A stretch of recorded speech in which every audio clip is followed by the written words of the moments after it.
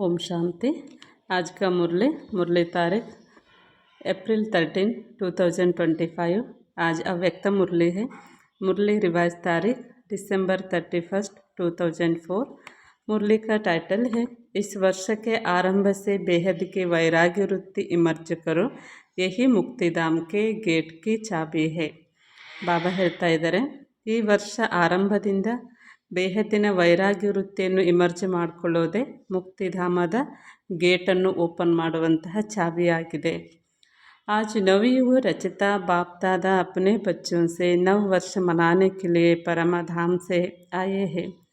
ಬಾಬಾ ಹೇಳ್ತಾ ಇದ್ದಾರೆ, ಹೊಸ ಯುಗದ ರಚನೆ ಮಾಡುವಂತಹ ತಂದೆ ಹೊಸ ವರ್ಷ ಆಚರಣೆ ಮಾಡಲು ಪರಮಧಾಮದಿಂದ ಬಂದಿದ್ದಾರೆ। ಅದಕ್ಕೆ ದೂರ ದೇಶದ ಪ್ರಪಂಚ ಅಂತಲೂ ಕೂಡ ಹೇಳಲಾಗುತ್ತೆ।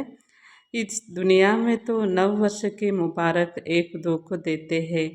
ಈ ಜಗತ್ತಲ್ಲಿ ಹೊಸ ವರ್ಷ ಬಂದರೆ ಸಾಕು, ಒಬ್ಬರು ಇನ್ನೊಬ್ಬರಿಗೆ ಅದರ ಶುಭಾಶಯಗಳನ್ನು ತಿಳಿಸ್ತಾರೆ। ಆದರೆ ನಮಗೆಲ್ಲರಿಗೂ ಸಹ ಸಾಕ್ಷಾತ್ ನಿರಾಕಾರ ಶಿವ ಪರಮಾತ್ಮನೇ ಬಂದು ಹೊಸ ವರ್ಷದ ಒಂದು ಶುಭಾಶಯಗಳನ್ನು ಹೇಳ್ತಾರೆ। ನಮಗೆ ಪ್ರತಿದಿನವೂ ಸಹ ಹೊಸ ವರ್ಷನೇ ಇದ್ದ ಹಾಗೆ ಹೊಸ ವಿಚಾರಗಳನ್ನು ತಿಳಿಸಿಕೊಡ್ತಾರೆ। ಬಾಬಾ ಹೊಸ ಪುರುಷಾರ್ಥವನ್ನು ಹೇಳಿಕೊಡ್ತಾರೆ। ಆದ್ದರಿಂದ प्रतिदिनों ಹೊಸ युग आगे।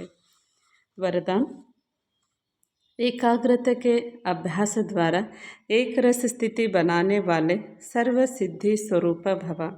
ಬಾಬಾ ವರದಾನ ಹೇಳ್ತಾ ಇದ್ದಾರೆ, ಏಕಾಗ್ರತೆಯ ಅಭ್ಯಾಸದ ಮೂಲಕ ಏಕರಸ ಸ್ಥಿತಿಯನ್ನು ರೂಪಿಸಿಕೊಳ್ಳುವಂತಹ ಸರ್ವಸಿದ್ಧಿ ಸ್ವರೂಪ ಆಗಿರಿ।